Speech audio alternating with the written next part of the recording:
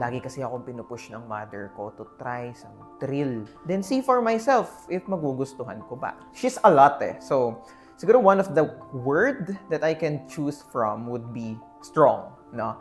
She's a very strong person. Strong character. Strong characteristics even, no?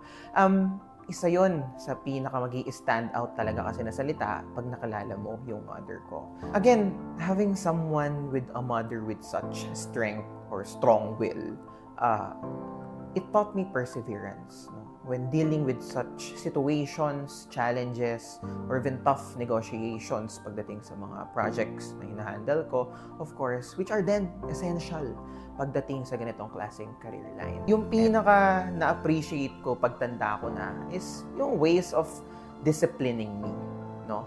Those disciplinary actions that she've done towards me turned me into someone na hindi madaling matinag when it comes to knowing what's right and doing what's right.